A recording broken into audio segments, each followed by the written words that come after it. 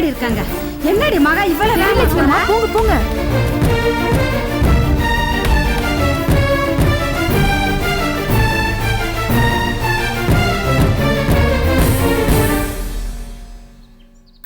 மகா ஏய், அவ மூஞ்சே சரியில்லை. முதல்ல அவ எதுக்கு வந்திருக்கான்னு கவனி.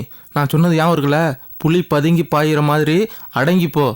சும்மா எதுக்கு எடுத்தாலும் உருன்னு உரிமை தெரியாத, புரியுதா? ம்.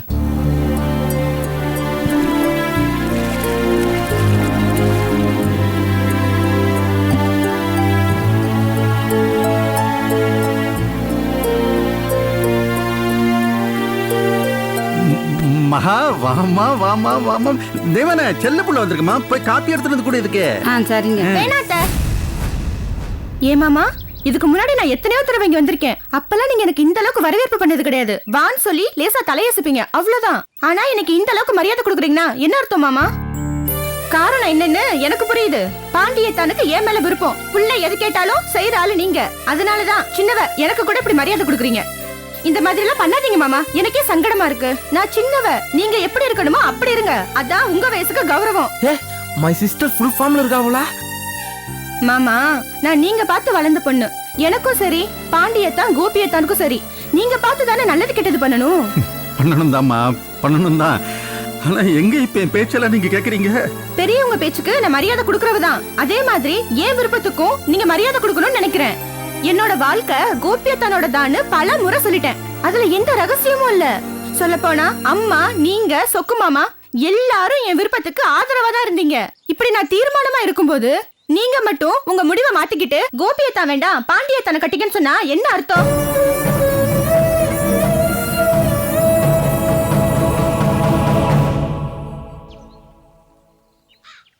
இதுக்கு முன்னாடி எப்பவாவது என்ன விரும்புறேன்னு சொல்லிருக்கீங்களா நீங்க?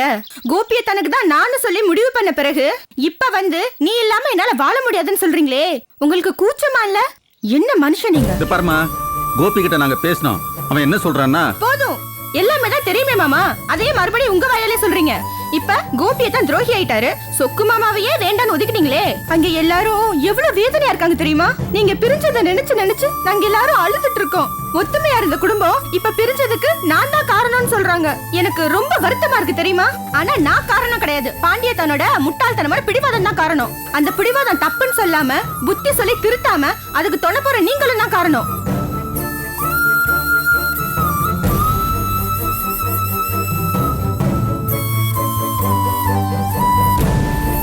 தெரியாம தான் கேக்குறேன். என் கண்ணு முன்னாடியே கோபியத்தனை போட்டு அந்த அடி அடிச்சிங்களே, அப்படி என்ன தப்பு பண்ணிட்டாரு அவரு? நான் பேசாம இருக்கும்போது உங்களுக்கு மட்டும் ஏன் அந்த ஆவேசம்? முத்தம் கொடுத்தது கோபியத்தங்கறனாலயா? இதுவே பாண்டியத்தானுக்கு முத்தம் கொடுத்திருந்தா இப்படிதான் அடிச்சிருப்பீங்களா?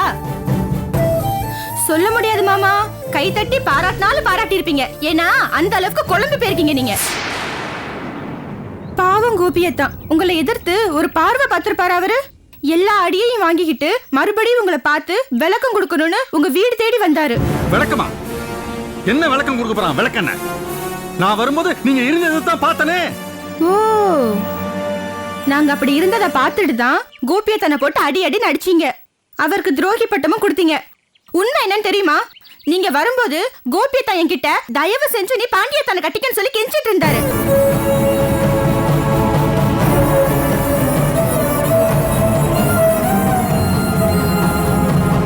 பாண்டியத்தானுக்கு வக்காலத்து வாங்கி கோபியத்தான் பேசினதே எனக்கு பிடிக்கல. அப்ப நீங்க வரத பார்த்தேன். இனிமே என்கிட்ட யாருமே பாண்டியத்தானை பத்தி பேச்சே எடுக்க கூடாதுன்னு தான் நான் கோபியத்தானுக்கு முத்தம் கொடுத்தேன்.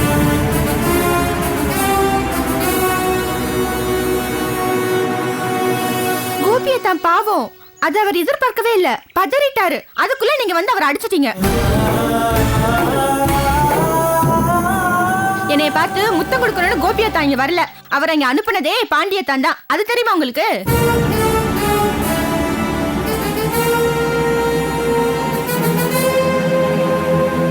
இவருக்காக பேசுறதுக்கு தான் கோபியத்தான் எங்க வீட்டுக்கே வந்தாரு. வேணும்னா உங்க பிள்ளைகிட்டே கேளுங்க.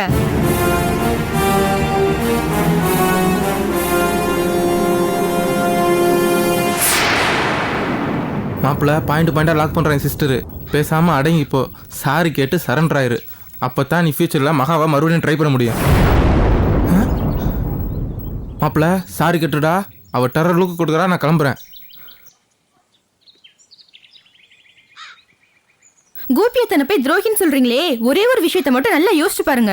கோபியத்தன் கிட்ட நீங்க மகாவை பாண்டி கட்டிக்கட்டும், நீ ஒதுங்கிக்கன்னு முதல்ல போய் அசிங்கமா பேரம் பேசுனீங்கல்ல, அப்பவே கோபியத்தான் நீங்க இத பத்தி அப்பா கிட்டயும் மகா கிட்டயும் பேசுங்கன்னு சொல்லிட்டு அவர் பாட்டுக்கு ஒதுங்கி இருக்கலாமே. அப்படி பண்ணிருந்தா இந்த பிரச்சனை அங்கேயே முடிஞ்சிருக்கும், அவருக்கும் துரோகி பட்டம் கிடைச்சிருக்காது.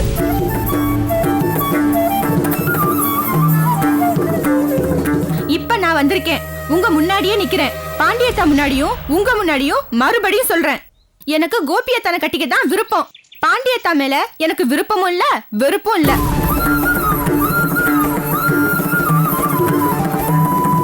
என்னோட விருப்பத்துக்காக நீங்க கோபியத்தானையும் சொக்கு மாமாவையும் தண்டிக்கிறதுல என்ன நியாயம்? நீங்க பாட்டுக்கு சண்டை போட்டு வந்துட்டீங்க. ஆனா இங்க சொக்கு மாமா சின்ன குழந்தை மாதிரி உடைஞ்சு போய் உட்காந்துருக்காரு. யாரும் பார்க்காத சமயத்துல அழுகுறாரு தெரியுமா?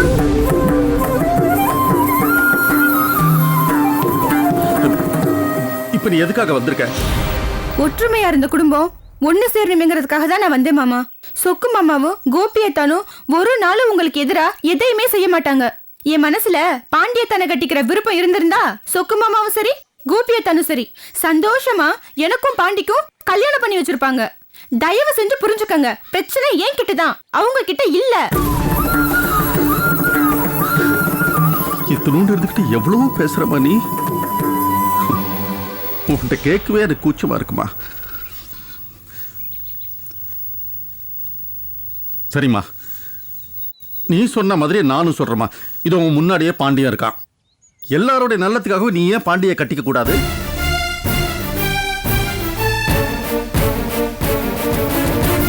நான் ஒரு பொண்ணு மாமா, அதுவும் நல்ல குடும்பத்துல பிறந்த பொண்ணு. கோபியத்தானா என் புருஷன்னு மனசுல நினைச்சிட்டேன். அது 1000 தடவை எல்லார்கிட்டயும் சொல்லிட்டேன். போலீஸ் ஸ்டேஷன் போய் பேப்பர்ல என் விஷயம்லாம் வந்து ஊருக்கெல்லாம் தெரிஞ்ச பிறகு நான் பாண்டியத்தானை கட்டிக்கிட்டா அது பெரிய கேவலம். அதுக்கு நான் யாரையுமே கட்டிக்காம கூட இருந்துடலாம். ஆனா நீங்க இந்த அளவுக்கு சொல்றீங்க. இத்தனைக்கு பிறகும் பாண்டியத்தானுக்கு என்னை கட்டியே தீரணுங்கிற எண்ணம் இருந்தா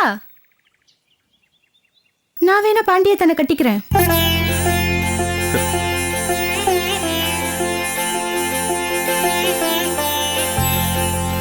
இந்த குடும்பம் பிரியக்கூடாதுங்கிறதுக்காக பாண்டியத்தானை நான் கல்யாணம் பண்ணிக்கிறேன்.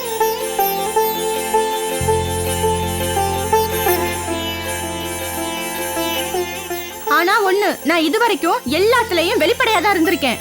இனிமேல இப்படிதான் இருப்பேன்.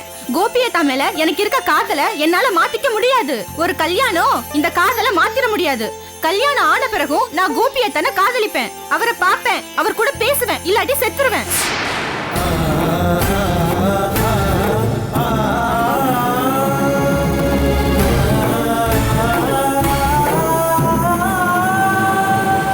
எல்லாம் தெரிஞ்சும் வீம்புக்கு தானே என்ன கல்யாணம் பண்றீங்க? நான் என் மனசுல இருக்கிறத மறைக்காம சொல்றேன். என்னால அப்படிதான் இருக்க முடியும். இத நான் திமிரா சொல்லல, வருத்தத்தோட தான் சொல்றேன். மாமா, நீங்க பெரியவங்க, உங்களுக்கு நான் சொல்லணுமா? கோபியத்தா நீங்க கிழிச்ச கோட்டை தாண்டாதவரு. சொக்கு மாமா உங்களை தன்னோட உயிரா நினைக்கிறவரு. நீங்களும் அப்படிதான் பாசம் வச்சிருக்கீங்க. இப்ப நடந்துட்டு இருக்க பிரச்சனைக்காக நீங்க 2 பேரும் பிரிஞ்சிடக்கூடாது. எங்க எல்லாரையும் விட உங்க அண்ணன் உங்களுக்கு முக்கியம் இல்லையா மாமா? நாங்க நேத்து பிறந்தவங்க, ஆனா நீங்க 2 பேரும் அப்படியா? உங்களுக்கும் அவருக்கும் நடுவுல எங்களுக்கு தெரியாத 1000 விஷயங்கள் இருக்கும். அதையெல்லாம் மறந்துட்டு இப்ப நீங்க இப்படி விலகி நிக்கிறது நியாயமே இல்ல மாமா. இப்ப எனக்கும் பாண்டியத்தானுக்கும் நடுவுல இப்படி ஒரு பிரச்சனை நடக்காம இருந்திருந்தா சொக்கு மாமாவை பிரிஞ்சு இப்படி நீங்க வந்து நின்றுப்பீங்களா? துடிச்சு போயிருக்க மாட்டீங்க? அப்படித்தானே மாமா இப்ப பெரிய மாமாவும் துடிச்சிட்டு இருக்காரு. உங்களுக்கு அவரை பார்க்கணும்னு தோணலையா?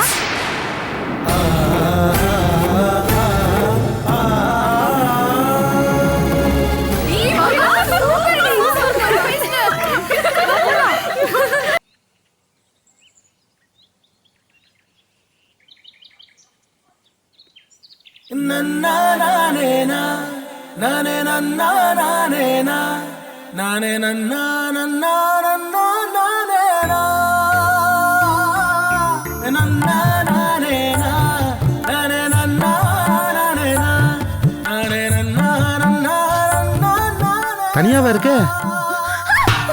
மகேஷ் நில்லு மகேஷ், வெளியில வா மகேஷ். அம்மாவும் அப்பாவும் வெளியே போயிருக்காங்க. அப்போ தனியா தான் இருக்கிறியா? கோயில்ல தான் ஒளிஞ்சு நின்று பார்த்தேன், வீட்லயும் ஒளிஞ்சு நின்று பார்க்கணுமா? வெளியில வா மகேஷ். அப்போ நீ வரமாட்ட, நான் கிளம்புறேன்.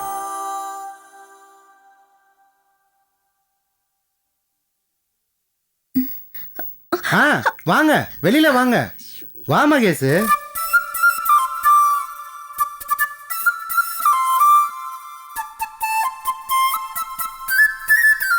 அன்னைக்கு ஜோசியரை பார்க்க வந்தப்போ முன்ன பின்ன தெரியாத ஆம்பளை கிட்ட அவ்வளவு தைரியமா பேசினேன். இன்னைக்கு நான் தான் கட்டிக்க போறவன்னு தெரிஞ்சதும் பயந்து போய் ஓடி ஒளியிற. பயப்படுற அளவுக்கு நான் என்ன புலியா இல்ல சிங்கமா? என்ன விஷயம்னு சொல்லுங்க. இப்படி பயந்து பயந்து செத்தா நாம 2 பேரும் எப்படி புருஷ முண்டாட்டியா வாழ்றது? ஆமா, இப்ப இப்படிதான் சொல்வீங்க, அப்புறம் கல்யாணத்துக்கு அப்புறம் பிரச்சனை பண்ணுவீங்க. எங்க அக்கா தான் அந்த மாதிரி. காரைச்சவ புளியூர் அடுப்பு பக்கத்துல இருந்து கொதிக்கிற எண்ணெய் மாதிரி எப்ப பார்த்தாலும் சூடாவே இருக்கும். ஆனா நான் அந்த மாதிரி இல்ல மகேஷ். பாப்போம் பாப்போம் கல்யாணத்துக்கு அப்புறம் எப்படி இருக்கீங்கன்னு. இப்படிதான் தைரியமா பேசணும். அதான் ஏன் மகேஷ். ஆமா, முன்னாடில இருந்து யோசிச்சுக்கிட்டே இருக்கேன், இந்த குரலை எங்கேயோ நான் கேட்டிருக்கேனே. அது சன் மியூசிக்ல காரைக்குடி மகேஸ்வரி. ஓ, அந்த வாயாடி நீதானா? நான் ஒன்னும் வாயாடி இல்ல. நீங்க வந்த விஷயத்த சொல்லுங்க, எனக்கு நிறைய வேலை இருக்கு. நானும் கல்யாண வேலையாத்தாமா வந்தேன். இன்னைக்கு தட்டு மாத்தினதுக்கு அப்புறம் உனக்கு முகூர்த்த புடவை எடுக்க கடைக்கு போகணும்ல, அதை பத்தி பேசதான் வந்தேன். என்ன பேசணும்? முகூர்த்த புடவை உனக்கு பிடிச்ச மாதிரி என்ன கலர்ல இருக்கணும், எப்படி இருக்கணும்னு சொல்லு. உங்களுக்கு பிடிச்சதே எடுங்க. புடவை கட்டிக்க போறது நீதான், உனக்கு பிடிச்ச மாதிரி சொல்லு. உங்களுக்கு பிடிச்சதே நீங்க எடுங்க. உங்களுக்கு பிடிச்சதுன்னா நான் வேண்டாம் நான் சொல்ல போறேன். நீங்க எந்த கலர் எடுத்தாலும் எனக்கு ஓகே. உனக்கு பிடிக்கணும் மகேஷ். ஒண்ணு பண்ணலாம், ஒவ்வொரு புடவை எடுத்து யாருக்கு தெரியாம நீ என்கிட்ட காட்டு. எதை நான் ஓகே சொல்றனோ அதை நீ செலக்ட் பண்ணு. சரி. அப்புறம் புடவை எடுத்ததுக்கு அப்புறம் கல்யாணம் வேண்டாம் அது இதுன்னு மறுபடியும் எதுவும் பிரச்சனை பண்ண மாட்டீங்களே? ஓ, சீக்கிரமா கல்யாணம் நடக்கணும்னு அவ்வளவு ஆர்வமா? இந்த கல்யாணம் நல்லபடியா முடியணுங்கிற பயம். சரி, வரேன். மாப்பிள்ள, வாங்க மாப்பிள்ள, வாங்க வாங்க வாங்க. வணக்கம் மாமா. வணக்கம். எங்க இல்ல, இன்னைக்கு தட்டு மாத்த போறோம்ல, அதுக்காக அக்காவும் மாமாவும் பழங்கள்லாம் வாங்குறதுக்கு கடை வீதிக்கு போயிருக்காங்க. நான் உங்களெல்லாம் பாத்துட்டு போலாம்னு வந்தேன் மாமா. நல்லது நல்லது. மகேஷ், மாப்பிள்ளைக்கு சாப்பிட இல்ல, அதெல்லாம் ஒண்ணு வேணாம் மாமா. சாப்பிட்டு போங்க மாப்பிள்ள. இல்ல மாமா, டைம் ஆயிடுச்சு, நான் புறப்படுறேன். அத்தான். ஆமா, மகேஷ் வீட்ல தனியா இருக்கான்னு உங்களுக்கு எப்படி தெரியும்? இல்ல, நான் உங்களெல்லாம் பாத்துட்டு போலாம்னு தான் வந்தேன். வந்ததுக்கு அப்புறம் தான் தெரியும் உங்க அக்கா தனியா இருந்த விஷயம். ஏய், கொடுத்துடுங்கடி, வழியது பிடிக்கணும். அதே எப்படி நீங்க 2 பேரும் சொல்லி வச்ச மாதிரி பச்சை கலர்ல ட்ரெஸ் போட்டிருக்கீங்க? நீ கூட தான் பச்சை கலர்ல சுடிதார் போட்டிருக்க. அப்ப நம்ம 2 பேரும் சொல்லி வச்சு போட்டுக்கிட்டோமா? மாப்பிள்ள நல்லா தான் பேசுறாரு. அக்கா என்ன தேடிக்கிட்டு இருக்கோம். அப்போ நான் போயிட்டு வரேன் மாமா. வாங்க பாப்பா. வரேன். சித்தப்பா, அப்பாவும் கோபி எங்கம்மா? அண்ணனும் அப்பாவும் வெளியே போயிருக்காங்க சித்தப்பா. ஓ, மாமா, இப்ப மகேஷும் மாப்பிள்ளையும் தனியா தான் இருந்தாங்க. இதுவே நானும் கோபியா தானும் இருந்திருந்தா என்ன இருக்கும்?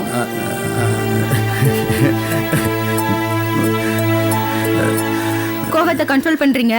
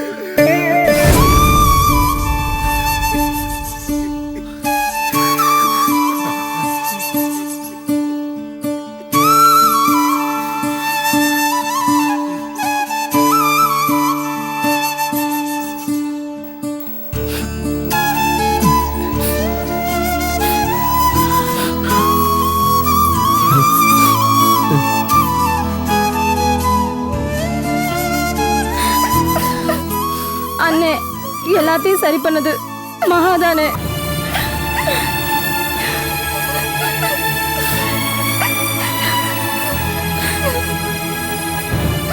நீ ஏமா அழுகிற? நீங்க அழுகுறீங்கல்ல, அதனாலதான். நீங்க அழுதா என்னால தாங்கிக்க முடியாது தான். இனிமே அழுகாதீங்க.